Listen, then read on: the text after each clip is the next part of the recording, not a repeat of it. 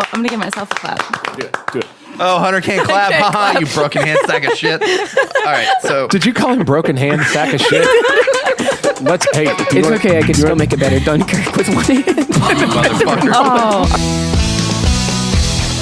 Welcome to the Beacon House Podcast, recorded live in Knoxville, Tennessee.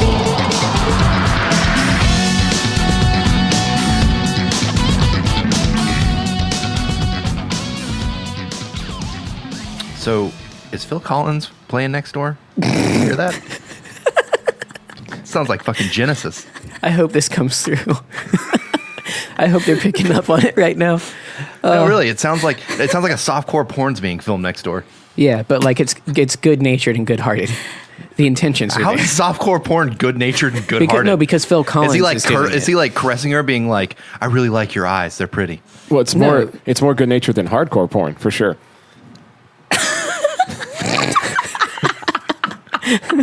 When he's about to finish, he goes, "Studio." Shout out Keith Wallen.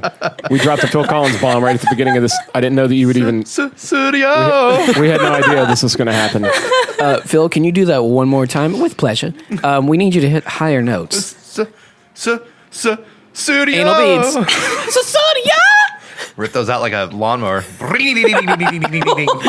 That's how they got the drum tracks for Tarzan. You'll be in my heart. Anal bead. You'll be. Oh my God. The beginning. From this day on. And then anal beads. Okay, enough. Jesus Christ, let's get back on track. Folks, if you couldn't tell by another one of those zany intros, it's the Beacon House Podcast. Coming at you guys. We are children. I'm your child, Spence. I'm your two snail wrangling, wrestle wrangling. Fucking hell. I'm Casey. And I'm your anal bead raised by gorillas, Hunter. And we have a first ever in Beacon House history. We have another Casey on the show with us. Casey, introduce yourself to our audience. Hey, guys. I'm Casey. Frangipane. What? Tell them your whole name. Is Casey Frangipane. There, that's right. But now tell them. So we've got Casey Frangipane. Mm-hmm. Is it G or soft G or large G? It's like G as in Jif. Frangipane. You know what? The peanut butter. I'm just gonna whisper Frangipane. I know what you did there, and that was uncalled for. It's Jif. I can't deny it now. It's Jif. You know what? I was talking about the peanut butter. What are you talking about? I'm sure you were. Okay. Anyway, Ooh, so smooth or crunchy? I like both. It depends on my mood. Yes. We high-fived, guys. wait, that was God. neither answer. God, How do you high five? It's a that? visual because she podcast, will yeah. eat crunchy. Yeah. Crunchy's great. They reached across the table, This across conversation the is aisle crunchy. to high five. Yeah. If only Washington, D.C. could do that. And what's weird is Oh, that was a landmine. Anyway, It was a huge deal. It's fine. back to our guest. Sorry, Casey. Yeah. Tell everybody how you came to be on the podcast today. Well, Spencer, you. I feel like I'm in trouble when you say that. I feel like I'm in trouble. Yeah, we met. No, I met you at Central Depot. And we met through a mutual friend. Yeah, Will. Shout out Will. An occasional guest, a host of many of our live events, our brother in arms. Anyway, Will, we love you, and you are the one that's bringing me all my new friends here. That's so right. And thank you. I met Casey at the Central Depot, and literally I walked in and Will said, "Oh, you guys are going to be best friends." No, not even when you walked in. Right before he saw you park. Yeah. He said, "That's Spencer. You and him are going to be the best friend." And I feel like that's a terrible curse to put on you, especially since you guys are associates. Like I just don't understand. I just wouldn't wish it on anybody. That's all. You talk so down on yourself, and I just Part of my in case you didn't pick up on it, part of my charm is this whole self-deprecation hey, thing. me too. It's okay. All right, sweet. But I can't let other people do it. Okay, very well. I feel so good being around you. That's like you. the other night we got together and played Truth Bomb, which was like a board. Like He's this pointing board at game. Hunter. He's pointing at Hunter. yeah, sorry. And the way the pointing board at me. game works is you lay out a bunch of different topics and people write answers for you of what the topic is, and then someone reads it out and you have to guess who did yours. Oh. And it's really just people being mean to each other, like on purpose. And so people like wrote my thing out and they wrote it down and I laughed. And then I wrote some that were pretty fucking awful. And I was Is like, this like a so paper roast? Kinda, yeah. Okay. But it got to the point where I was I like, wouldn't- just so you guys know, I wouldn't put that in the oven. And I was like, so just so you guys know, edit, by the way, Spence. I'm not editing that. Fuck you. I'm proud of that. Gold. Pure gold. Thank you.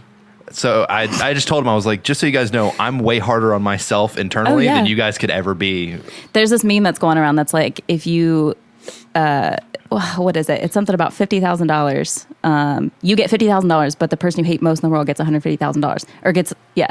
And it's like, well, Cool, I get 300. yeah, I'm gonna fucking win. you get $200,000 because there's nobody else I hate in the world more than myself. So why would I not want to do that? Dum dum dum. Shit. But no, and so Will introduced Casey, and we talked a minute, and he mentioned that our association. Will and I go way back, but he mentioned our association was largely through lately projects we've done with this podcast, and so she turned around and goes, "Oh, I'm going to listen to the latest episode," which hilariously, for those of you who listen frequently, the latest episode was Dirty Laundry. My favorite. One of the grossest. And I was like, hold on. I just met her and I was trying to come off like an intellectual, yeah. fucking jokes on And you. then Dirty Laundry comes up. I was like, maybe not that one. Maybe start with a different one. I start with one of the serious ones where we pontificate all of these extraneous principles. She was like, no, I'm going to this one. And I was like, well, nice knowing you. Yeah. Fucking, I'll never see her again. And then- guys, I'm on episode 44. and she's powering through all of them. She loved the podcast and started and went all the way through. And Casey, it's good to have you here today. Thank you so much. Thank you. I'm going to give myself a clap. Do it. Oh, Hunter can't clap. Haha, you broken hand sack of shit. All right, so Did you call him broken hand sack of shit? It's okay. I could still make a better Dunkirk with one hand. motherfucker. Oh, are we still on that? We're forever on that. Okay. That's okay. I can make a better Halloween movie with both hands tied behind my back than my- Rob Zombie can. Oh, that's too low. No, is That's it? too low. Is it too That was low? Do you wanna- Hey, belt. Fuck Rob for the Zombie. listeners, do you want to talk about the hand? Do you want to tell everybody why you have a broken hand? Do you No, have a we're broken good. Hunter, hand? I what did think you we do to can. your hand? We can skip that. It's fine. We're going to let the listeners imagine how Hunter hurt his hand. Here's what we'll And do. you have to guess okay. which hand it You is. guys have to. Two snails wrestling. Ooh. No. I tried the stranger and I couldn't feel it. I'm out. Hey, what's funny is he sat on the wrong hand, so he was still going to town with the non-numb hand. So I was talking to my mom earlier before I came here, and I was like, "Hey, so I met these guys, and I'm That going was to be a on their stunning podcast." change of pace. And Don't. and I was like, "All right, well, maybe I should tell you to listen to it when it comes out." Now I can't. No, you sure you can. Hey, It's like, just Hey, are Mom, we, have her are we start ever dirty going to meet your laundry. mom? I'm famous for 15 minutes. Oh no, yeah, you'll be fine. How many times do I tell my mom to just stop listening? Every episode. It's a I mean, lot. it's That's part of the drinking. Every now and then my mom... That's great. Every It's a now and then mix- my this is mom's a mixed like... bag. Every now and then my mom's like, oh, I should listen to your podcast. I was like, maybe not. Yeah. It's okay. There are things you don't need to know. Like you My can dad press listens play and to just it. mute it. That's okay. My Give us the dad views. texts me all the time. He's like, love the new episode. And he was like... And with Dirty Laundry, he was like, Yes, I can see that. he's like, maybe not. It's a meh episode. This is how they all happen, by the way. We just come in here and it just unfolds like this. That's fine. I'm okay with that. You're handling it. Is there anything you would like to address before we get into like the episode? Anything? Yeah. Is there anything that you've listened to in the last few episodes that you would like to bring up to us now? Oh my gosh, you're like, dude. I should have taken notes. I'm I pretty really sure should have, currently because- you have a better collective knowledge of this entire podcast than we even do. us. Yeah, for Yeah. sure. 'Cause Is it's there anything fresh. you guys want to reminisce about in the last? Well, I know that you brought up a thing to me last night about the Pink Floyd album Yes. situation, which Spencer made fun of me on the episode about, and then got a bunch Yeah. of text messages telling him that I was right and he was Yeah. wrong, which doesn't happen usually. So it was very interesting. I kind of yeah, 100%. And you and I were on the same page. The first thing that came to my head was, so just to repeat the question, it was something about if a deaf person had been hearing music for the first time or had the opportunity to hear music for the first time, what album would you show them to explain to them what music really is? Yeah. And the first thing that came to my head was Pink Floyd. And my first thought was Dark Side of the Moon. And then Okay. you corrected me because when you said Wish You Were Here, that's the album that I was thinking of. Yeah. So by picking on me, you're inadvertently also picking on our new guest. So thanks a lot for that, dude. No, it's okay. He corrected both of us. Sometimes we just need that. Spencer doesn't Sometimes like. you need that. I don't like being corrected. He doesn't like I'm being right. corrected, especially if me and Hunter do it. Like it's Yeah. even worse. Well, it's okay. I'll be the I don't buffer. mind. I don't mind when Hunter does it because we beatbox. That's I'll be- true. You just As long as we all know how to say GIF when we leave, it won't matter. All right. as long as we can reach across the aisle. I can't get off that. That was fucking incredible. So the dark. You would say Dark Side of the Moon. Dark Side of the Moon, Don't and you then feel like and that's- then Led Zeppelin 1. Okay. Wow. Good. Those Led are. Ze- Dark Side of the Moon is widely regarded in terms of like vinyl, and not that you have to consume it on vinyl, but most of the time when you listen to vinyl, you listen to the whole record. I have it on vinyl. Of course you do. Hell yeah. Beautiful. I will say another. It's widely regarded as like the greatest album, kind of. It's amazing. And also Fleetwood Mac Rumors Fleetwood is Mac one of good. those. That's, I'm not a big Fleetwood Mac fan. I'm not either, but particularly that album. Like, I'm not a huge Sturgill Simpson fan, but I feel like his new record is going to go down in history as one of those records. The anime Well, yeah, got you over. that's because The Sound and Fury Yeah, album, yeah. to me, is as great as like one of those and classic. Daft Punk had a very similar, Yeah. and we talked about that a little bit last night. There's a few albums that are almost perfect Yeah. start to finish. Like Yeah, I yeah. feel like Foo Fighters did it back in the '90s with Color and the Shape, which has had Everlong and all that stuff on it. It's one of the few, maybe Soundgarden's Super Unknown was kind of just it doesn't have a weak moment. Yeah. You know, crazy stuff. Going back and like revisiting that question, another thing I would say, because "Wish You Were Here," the song is so it hits home for me. It's so stunning. It's, like, Yeah. it's one of my favorites. But "Jessica" by the Allman Brother Band, Yeah. which is just like really good guitar playing and then is. back instrumentals. I think that'd be a good one for someone who's deaf because it's not like in your face loud. It's just real. It does a thing. Yeah, there's a thing about Jessica. It was. I remember that was one of the hardest songs on Guitar Hero. Yeah. And I was like, "Fucking Allman Brothers, are you shitting me?" I spent all these years learning this neoclassical stuff, and it's like, and I was like, "Fuck it!" I break the controller.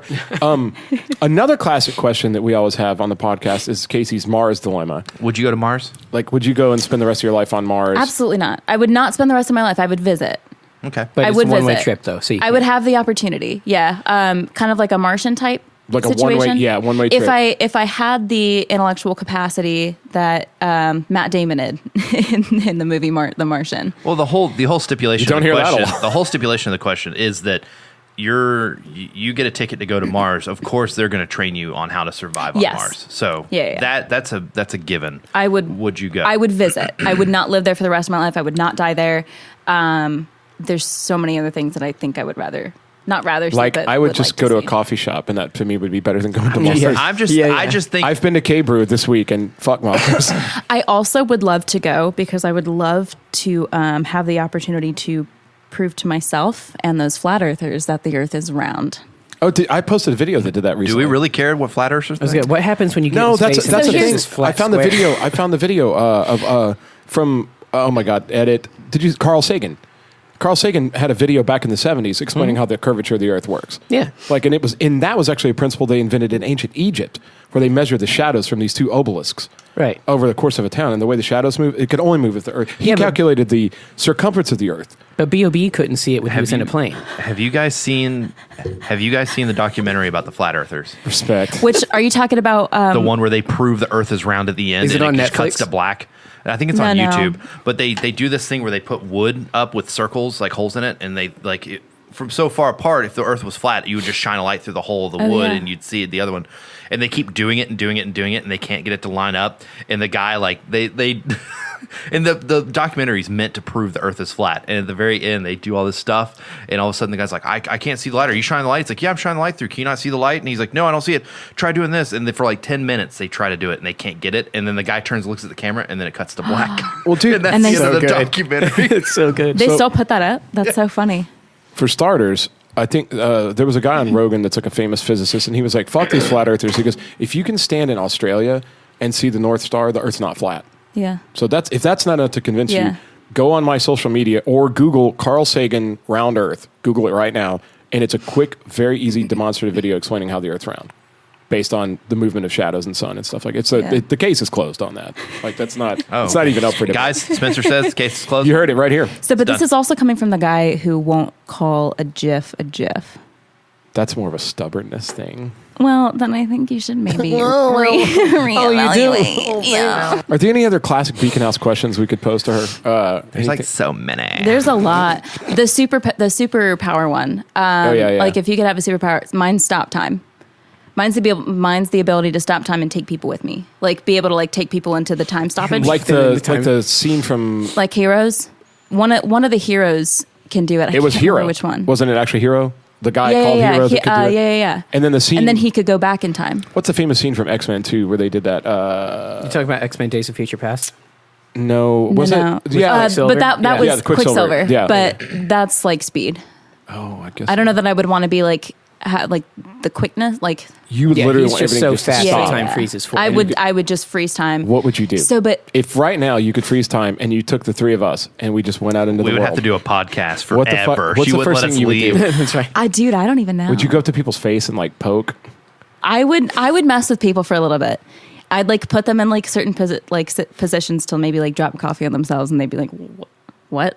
I don't know. Dude, we could mix What and if master the CD. what if every time you actually spill anything or bobble or trip or whatever, it's somebody doing that? So What if nobody's actually clumsy, but people are like stopping time and fucking with you? I have this theory. I like that. That, and Mom, sorry, this isn't actually true, but this is just what comes into my brain sometimes. When I'm driving and something really scary happens and I think like I'm going to get hit, I imagine that I did actually get hit and that my afterlife is me just moving on with my life. I don't know if that makes sense. That sounds like ideas for short videos that we've had. So I actually have a similar theory, but mine's more of like the multiverse, where you're subconscious when you sleep. Your subconscious and the multiverse is subconscious. They all meet in an area, and that's why you get deja vu, where you're like, I've been in this building before, but really it's like your parallel universe has been there and you haven't. But your dream subconscious rubbed together, and so you have like this memory.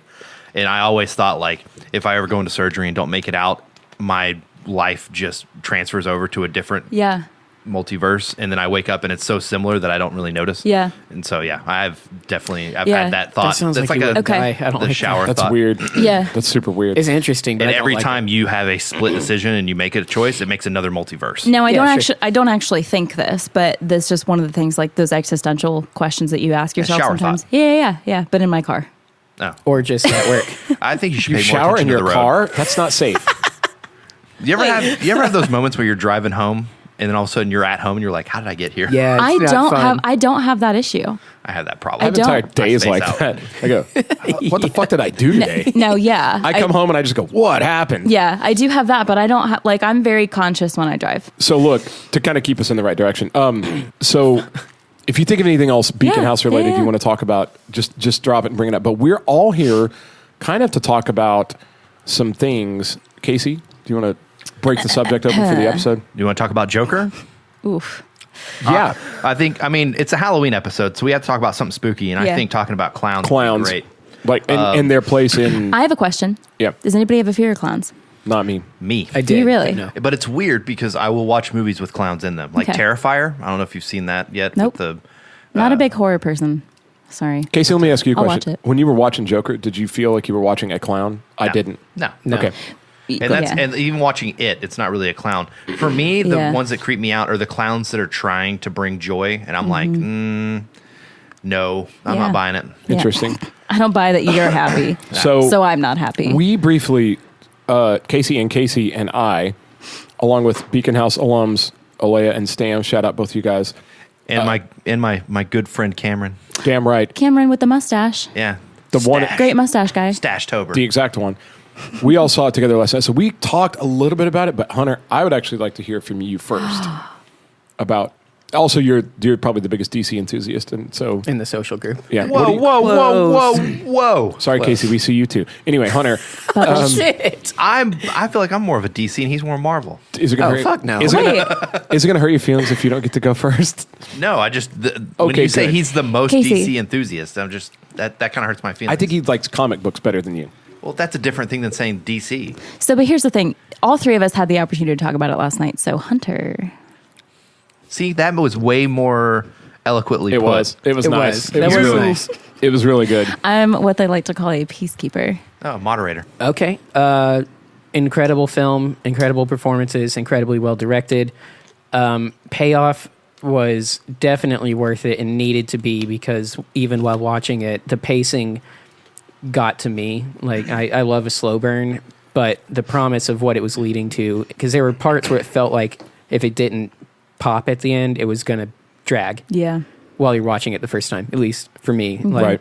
But the way that the last 20 minutes unfolds was It was- incredible, and it was madness. It was very good. And Very the well thing that done. I loved the most was, as a serious film with a message, the fact that they made him sympathetic to the point where you totally understood how he got to where he was and even why he was doing what he did when he got there. but that they didn't say it was okay. The thing that I was worried about going into it was they were going to be like, his line in the movie, you get what you fucking deserve, totally makes sense. But I was worried the message of the movie was going to be like, and you do. Like, this is okay what he's doing right now, just shooting the shit out of people because you were awful to him. And that's not what they're saying. But they are saying by not fucking being a human being and coexisting with people in your own community, that can happen. And it does fall on everyone to make it work. So that's what I loved about it. Yeah. Yeah. I wrote a whole like 6 to 7 like paragraph thing to shout out Brad, my little son. Love you so much. To him last night because he watched it. I think he's watched it like 2 or 3 times now. And he said, I want your full review after you see it. So I was like, all right, won't do it directly after the movie, but I'll promise you I'll do it before I go to bed. And thematically and relatability to current events in the world. Right. It's very, very strong and powerful. And people need to be paying more attention to not just people who have mental illness, but people in general. And what I really enjoyed about the whole fact that he was very sympathetic. He was very easy to empathize with because we got to see the other side of that story. That person that you're yelling at for cutting you off, I have no idea what that person's going through. They could be on the way to the hospital. They could be, and this is something that's brought up on a daily basis, but I think we always forget it in the back of our minds in that moment. I agree. And we need to be treating each other more like human beings instead of, these people that we can just push off their problems to somebody else because that somebody else may never come. I thought it was such a great movie that it could have been a completely different like character, and it would have still worked. Oh yeah, it could have. He's just as easily been like Sam Neill and his character from In the Mouth of Madness, but like an origin story on him going through the same thing. That was taking advantage of the market, though. Yes, it was 100%. It was having that be the Joker, and then being able to empathize with him, right, is what they should have done. And the tension at the end because you knew how it's going to turn out. Yes, but just how does it get there? Where's it going to go? I thought it was stunning, and I thought it stood on its own. I didn't feel like I was watching a comic book movie. No. Not that that's a bad thing, but I think... Right, yeah. But there's a reason. Yeah. And I kind of want to get into that in a second, but I want to hear what Casey has to say about it too. I think watching this movie only solidifies mine and possibly Hunter's opinion that DC should go more dark, gritty, realistic, Yes. and more towards adults and let Marvel handle the kiddie stuff. 100%. 100%. Yeah, I'm especially R-rated where applicable. All R-rated. Not for Superman. It depends. No, you can make an R-rated Superman. You can. You but, can make the bad guy be the R-rated version. Like well, the right, part. but still, like that's bubblegum in Middle America and like popcorn and drive-in movie theater. Yeah, shit. but then you have Lex need- Luthor, Zod. So I kind of want to go around and ask who everybody's favorite Joker is because I kind of want to pick it apart a little bit. Okay, and we're okay. Let me preface this. Well, for starters, spoilers. If nobody's ready, we talked about our general impression of Joker, but spoilers we're going to talk about in the movie. But so if you haven't seen it yet, pause this or keep listening. Don't give a fuck. If you don't care about spoilers, but I do. I wanted to say as we kind of flesh this out, like it's one of the reasons I like this movie so much, and I really liked it a lot. I mean, I really liked it a lot. One of the reasons I liked it so much is because I'm not that attached to the canon, you know? Yeah. And I was able to watch it very, very, like, objectively. Yeah. Unlike I was able to experience Pet Sematary because I'm too close to it. And I still liked it, but I feel like maybe I found reasons to like the new one. But I watched this totally objectively. I didn't care if it sucked or if I didn't want it to be good. I didn't want it to be bad. I didn't care. And it just did everything really well. Even as somebody who loves the Batman canon and Joker and things like that, I even went to this movie like that because I knew that it was a standalone film that wasn't going to be put into any kind of universe. I thought it was great, and I think it's wise to avoid comparison, but you can only do that so long. I agree. And at some point, because there's this thing looming from a few years ago, this performance. But I'm just saying, there was this legendary performance by Heath Ledger as the Joker. Yeah. And there's no way that this can exist without being in relation to that, and the previous Jokers too. I mean, it's been the character has been portrayed by some stellar actors. Yeah. So I think it's worth talking about. What do you like? I think when people say that they still prefer Heath Ledger's Joker over Joaquin Phoenix's, I don't necessarily agree with that because I love both of them. I think they did a phenomenal job, and I personally, in my opinion, do not think they're comparable at all. And the reason I feel that way is because the whole point of Joaquin Phoenix is to preface exactly what the Joker is and where he came from. We don't get that with Heath Ledger's Joker because that's not how they did it. He just shows up. Well, Exactly. In fact, he just talks about his life story multiple times, and it's always different. Yes. And that's what makes him more terrifying is that he won't tell people the truth. Yes. 100%. And, And having that solidify in Joaquin Phoenix's character, I think is such a phenomenal way to relate to everybody. I do too. Hunter, where were you at on it? On the favorite? On Jokers. Obviously, there's two big contenders. I mean, we get the Well, I'm still. I like Jared Leto's. I do. Go home. Okay, so I'm My leaning. podcast. Well, but I'm Casey. Oh, Frangipane. that's right. Frying I'm leaning towards Frying. Jacqueline Phoenix. That your was nickname? my nickname in high school. Was it really? Yeah, shout It's- out Autumn Lala. She gave that to me. Shout out. It's your nickname now on Beacon House, Frying Pan. Thank Let's you. go. Frying pan. Wow. There we go. Yeah, I thought Joaquin Phoenix probably. Stam, I'm sorry. Stam, buddy, I'm sorry. It was funny. It was funny, and it was so cute. Like it was a Stamism. But for real, the thing that he did, because I'm still not entirely sure. By the time we got home, Libby was like, "He's my favorite," and so shout out to my wife for being able to make a decision a lot quicker than me. But I'm still undecided. But I'm leaning Joaquin I feel like that Phoenix. was the most open-ended way to be like, I shout know. out my wife. You're being deviled wrong. egg. Yeah, hey, we're coming. Watch your mouth, buddy. We're coming up on deviled egg season. Oh, no. You fucking. Oh shit! You know how that shit goes. Wait. That's right. Casey and I just epically high-fived each other. Yeah, you did. Not Casey, not Frying Pan. Yeah, that'd be Frying going pan across the bubbles. aisle. Frying pan bubbles. But what I liked about Joaquin so much Sounds that like a has him Dish like commercial. kind of edging out the rest is Heath Ledger's thing that everybody locked onto and loved was the chaos shit, and that's really interesting and totally fits. The Joker beforehand was not that. That was Yeah. an invention of the writers taking. He's really fucking random in the comics and cartoons. How do we justify that? Chaos, move forward. Right. Joaquin had that element, so he kind of fits that archetype that people like, but that's not what he was about. And when he finally turns, it was horrifying as it was, the most accurate to the cartoon and comic book version of the Joker that I've ever seen, like if he actually were real. Right. Well, So- and when I King of talk the about clowns. which ones I like and want to understand, I've not read the comics. I mean, I'm aware of the Joker. I'm aware that but I was not a DC Comics guy. But I will say this, and this is going to. I feel like you're going to not handle this well. I like this Joker movie better than Dark Knight movie. I don't think anybody's I going to don't handle think they're that well. comparable. Okay. I don't think Well, they're comparable. they're not necessarily, but just for sake of drawing contrast. It Yeah. didn't waste Okay. its last 20 minutes. Well, Yeah. listen. And here's the thing. Here's the reason. Other than it took a little while to get there.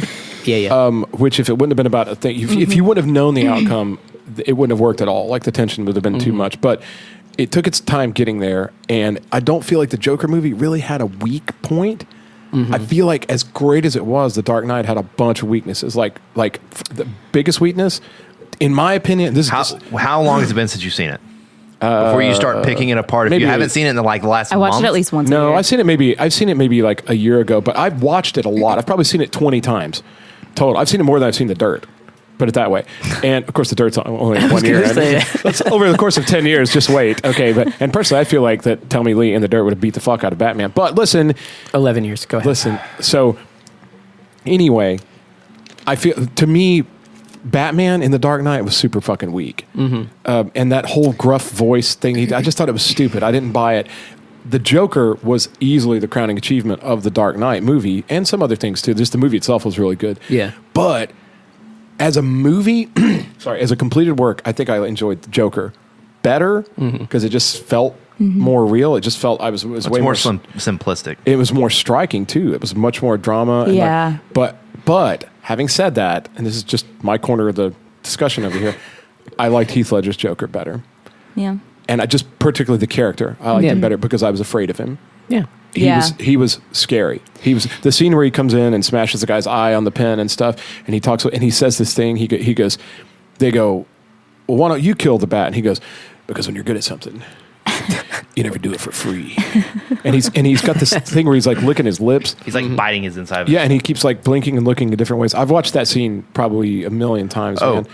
And like, just as a character, I thought it was a stronger. The Joker in the new movie, because it's this big thing, but he seems weak. You feel sorry for him. And I get that he's going to turn into that. And the way I was able to kind of reconcile this at the end of the movie, when he was standing up on the cop car and the whole thing was going, I was like, he's going to turn into that. Yeah, because if you consider it just like he's going to become that Joker, and now they're the same guy. Because he finally has that attention he's been searching and needing and pining for. And over the course of the next, whatever it takes Bruce Wayne to grow up, because it was that long ago, and he's going to have he's going to grow all those sharp corners. Are they going to do a sequel? And I was able to reconcile it like that. That's another thing with this Joker and where they set it in the 70s. I do not believe, because how old they made Arthur Fleck, I do not believe they can make a sustainable Batman movie with this franchise, because when Batman gets old enough to fight the Joker, he'll be fucking he'll be an old man. He's 30 something now. Yeah. Well, unless they do that weird thing, you got to wait probably 20 years for Batman to get there. I thought that was weird too, that he was so much older than Batman. But that was my whole thing. I still think the Heath Ledger Joker is my favorite Joker, but as a movie, I think this was a stronger movie. And to be fair, this is stronger than most movies. This wasn't just the strongest like comic, but this is like, I liked it better than the Avengers movies. Holy fuck. Oh, yeah, dude. Well, I had a lot of problems with it. Like, well, I know you do, but you're a Marvel kid, though. Not necessarily. I'm a Marvel kid because I literally read them. No, I know. I just read like the paper. To hear you say that, though. I don't really give that much of a fuck about the Marvel movies. It's because they're shit. That's okay, though. They're fine. But they're fun. cheesy. They are. There wasn't a cheesy. It's the same formula every time. Yeah. Yeah. Well, but they bring about that sense of that fanfare. Childhood, like that wonderment. Whereas DC brings you the realistic, scary stuff that most parents don't want their kids to see yet. I was super entertained by Infinity War, super entertained, and Thor Ragnarok, super entertained by those two movies, but they weren't stunning like Joker. It was different. It's a different thematic experience, though. Absolutely. And there was some dumb shit in Endgame. What were you going to say? Wait, I was going to give my opinion on which Joker I liked. Oh, fuck, we didn't. I was just kind of hanging out waiting. It's Jared Leto. We all know I like what Frying Pan says, where they're not comparable. However, in the comics, there are different ages of the Joker. There was I believe the Bronze Age was like the Joker that did surfing competitions with Batman and try to beat him without violence. There's the Silver Age where it was more, he was violent, but it was more in a comical way, like, tripping Batman down the setting off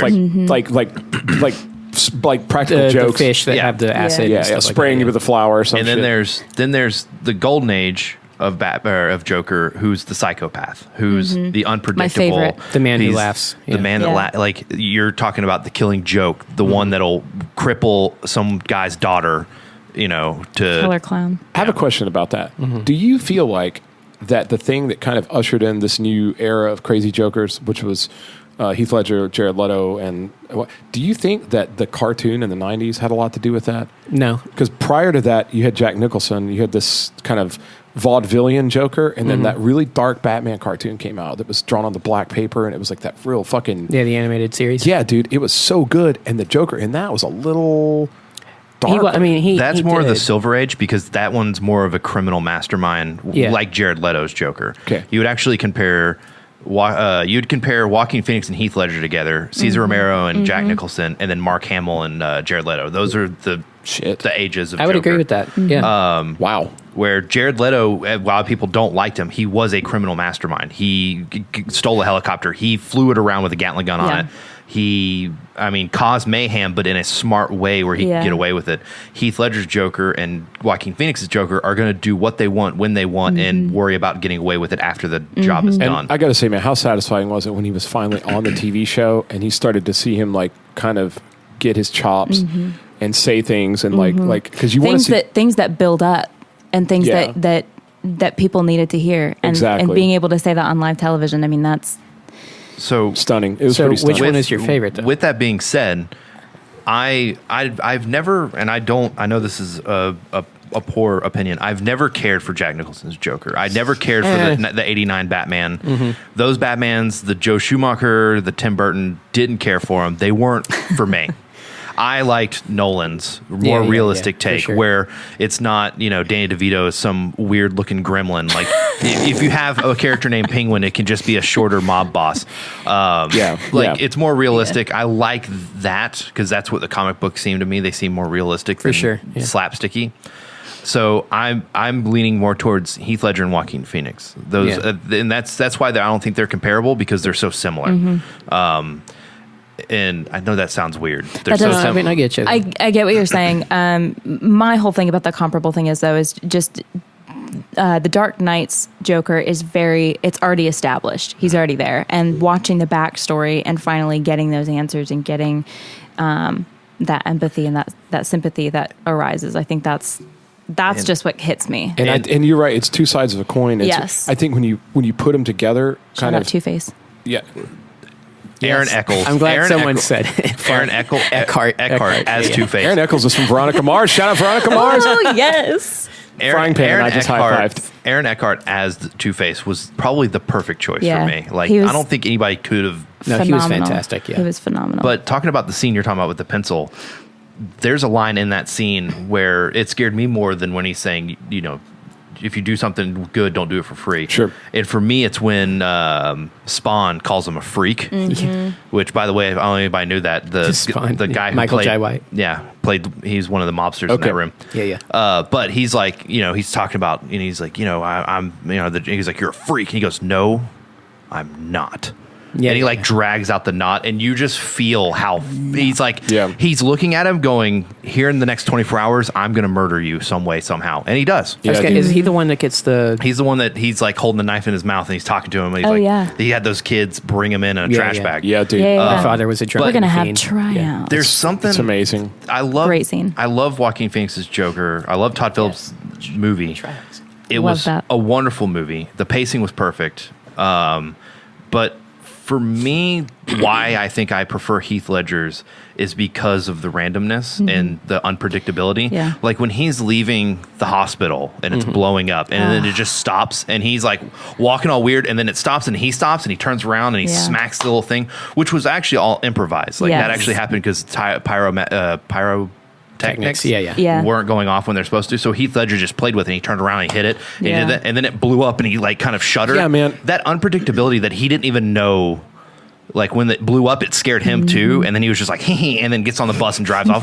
That it's so scary. Yeah, and and Joaquin Phoenix's Joker was just someone that I feel like if I caught him off guard, I could beat him. Well, also, I got to say, just as far as the performance by the individual actors, and this is not taking a shot. I already told you I love the Joker, but you could see Joaquin Phoenix trying. Yeah, you could definitely see him trying. Somebody somewhere, and wisely so, because look what they're up against. Well, and look what happened to Heath Ledger because he took so much medication. You could see somebody was we've got to really make this dramatic. We've got to we've got to outdo Heath Ledger. We've got to really you could see.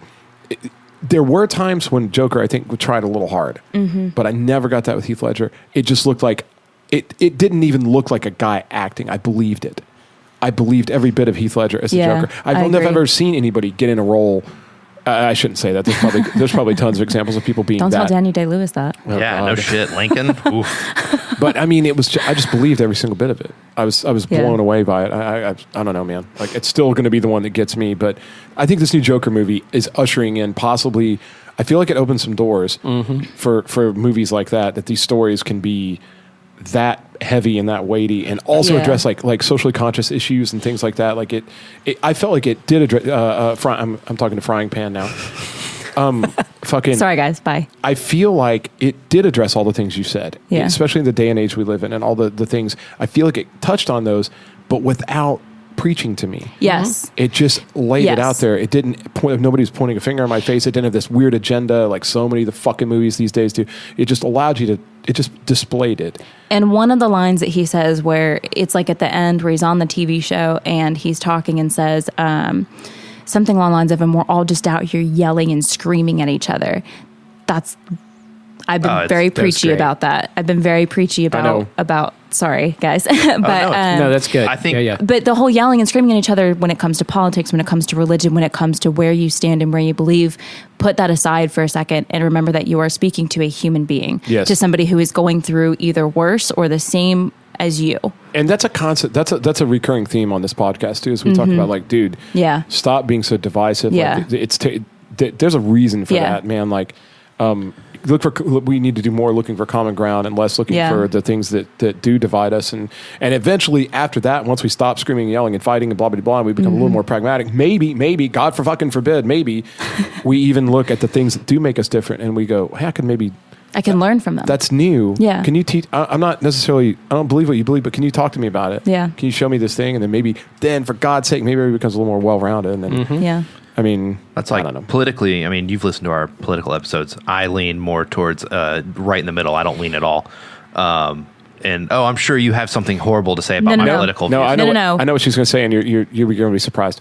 When you gave your reasons for not voting, those are the exact same reasons I didn't vote. Really? Exact same reasons. Because voting for the lesser evil, you're still voting for evil. I mean, that's very, very prominent. So just because I didn't want Trump in office, and I'm very open about that, I also did not want Hillary Clinton in office. But I did not find anybody that I felt confident enough in to put their name on a card. Yeah. Yeah. And we talk about that a lot. We talk about other options and things like that. And that's why third party. And this year, Tulsi Gabbard is a big... You'll get to that episode. But I posted a thing on Instagram today where she was just talking about, hey, war. She's the only one that they're like, well, we need to do this. She's war. That's the healthcare. That's everything. Yeah. War. Stop killing people in Afghanistan. After we did that episode, Casey's big secret is a lot of people were upset that I never voted. And and I have since went and voted. I've got a little into it and voted in the midterms. Didn't see the big craze about it, but it's just a bunch of people standing in an old high school cafeteria, right? See, being quiet with each actually other. what I like about it. I go to this weird little high school. It's communal. I go to this high school and I see people that I don't normally associate with, like just regular people, blue collar people and stuff, and they're all in line. And there's always these like old like elderly senior citizens that are volunteering at the booth, and they're so friendly, and they've got like the little women are so cute. They have like a brooch, and like it's a special. But you can just see to them it's a special day. Like they dressed up to be there and just help all these people find their name on this book. There's something about it that's like. But something that bothers me so much about when people vote and when people talk politics is and I think it's been brought up before in the podcast, is people are so tribal about it. They're advanced tribalism. Yes, it mob mentality. It drives me up a wall. If you're raised in a Republican household, if you're raised in a Democratic household, you have to vote. No, you don't. And somebody tweeted something the other day about Republicans and don't date Republicans. Do yourself a favor and don't do it. Not all Republicans voted for Trump. Not all Republicans are for Trump. Not all Republicans are evil. Not all, and it's the same thing about the Democrats. Some Democrats voted for Trump. Believe it or not. Yeah. Sorry, some people some of you don't want to hear that. But not all Democrats are like horrible, disgusting social justice like warrior and screaming in your face and throwing their beliefs in your face. And it's the same thing with Republicans. Yeah, some of them are like Tulsi, Yeah. They're extremely like middle of the like center of the aisle, like almost libertarian. The libertarians like her more than they like their candidate. And what were you getting to though? Sorry. No, that's fine. I was just patiently waiting somewhere. I'm so because sorry. Spencer wanted to go into detail about his experience in a cafeteria. So I was just going to let. Was it SNS? We've talked about that. Hey, no, give me that hand. No, but what I was getting to is that everyone was telling me that like people go to war to give my rights to vote and things like that. They did the whole guilt tripping military thing. And my brother's been in the military. So like at one point we were talking about it just came up in conversation. And I was like, I know you go overseas and you fight for my right to vote. And, I'm sorry if I let you down. I just don't feel, proud voting this year and, what have you. And he goes, I don't go overseas for your right to have to vote. I go overseas for your right to vote, whether you want to or not. Yeah. He's like, if you don't want to vote, you don't have to vote. He's like, there's no one's forcing you to vote. You don't have to. And guess what? Look at that. Things working inside a family. That's exactly how forgiveness it's supposed to be. Yeah. Understanding temperament. God forbid we do any of these. Like, God forbid we just don't look for reasons to fucking get mad. Or get offended. That's true. Guys, we're kind of getting a little short on time. Casey, did you want to tell, not Frangipane, but Casey Bishop. Bubbles. Do you want to tell one more story about a clown? You had another clown story that you wanted to get out. Wrinkles the clown. Tell us about Wrinkles. Do you know about this, Hunter? Is this the thing you showed me? So in Florida, there's a guy who he wanted to be Wrinkles the clown as like a party clown. Well, people weren't hiring him. You can tell when you listen to him talk. There's a documentary. I have not watched it yet. This is very loosely, allegedly based what I'm about to say. But when he talks, he's like, yeah, I'm Wrinkles the clown. And so people were just like, we don't want that guy around. And so finally he just had to like start giving it kind of an edge. And so he was out in public and would like, people would be scared of him. And he started thinking, I can turn this into something. And so people started calling him to hire him as like, hey, I have some kids I want you to come scare. I'll pay you. And, come scare the shit out of these kids. And he doesn't look like a happy clown. He's got I feel like I've heard of very scary mask. It was a big internet sensation. It was actually, a lot of people think It Chapter 1 started this whole creepy clown thing across the East Coast.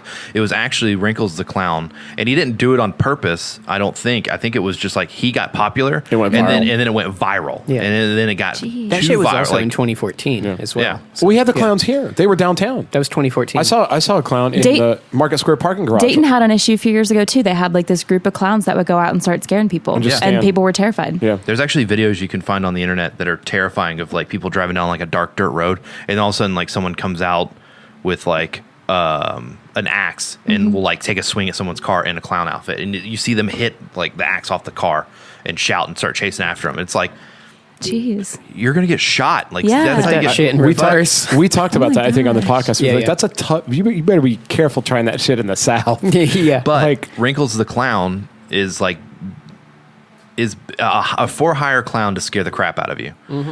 And at one point, I showed him the trailer for this. I can show it to you after this is over. But there's one point where like he's under a girl's bed, like it's like a little girl's Yeah. bed, and he's hiding in in a little like shelf underneath, Yeah, and yeah. he pulls himself out and gets up and like looks in the camera. And I don't believe, if I'm not mistaken, I believe that one he didn't like wake her up. He just left. Yeah. And then the parents went back and showed her the footage, being like, Oh, "This is yeah. what happens wow. when you misbehave. Wow. Wrinkles the clown will come get you." Yeah. Yeah. No, it's so weird that you brought that up because I just watched, I think, this video probably last week. Where it happened. Yeah. Yeah. That's And, crazy. well, I think also wasn't whatever American Horror Story series Cult? Carnival Freak Show. They had that Oh, crazy yeah. clown. I think was kind of based on maybe that guy because it was in Florida and it was shot in Yeah. Jupiter, Florida. Isn't Jupiter, Florida, a place where it's like all these carnies live there and it's kind Probably. of creepy. It's like a whole city of that kind of shit. One of us. Yeah. One of us. Well, guys, listen, One of us. we're getting near the end of our time here, but like Casey Frangipane. Yeah. What's up? Thank I'm you here. so much for coming out. You sounded great. Do you feel good about your I feel podcast great. experience? Yeah. I know Did I it's do always okay? over before you know. Will you come back and see us again? I would love to. Will you be a frequent podcast guest on the Beacon House? I would love to. Just call me out. Co-host.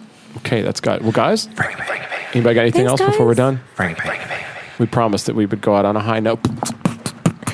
Frangipane. Wait, do this so I can make it my ringtone. Frangipane. Frangipane, frangipane, frangipane, Frangipane. frangipane, Frangipane. frangipane, Bubbles. frangipane. Bubbles. Frangipane.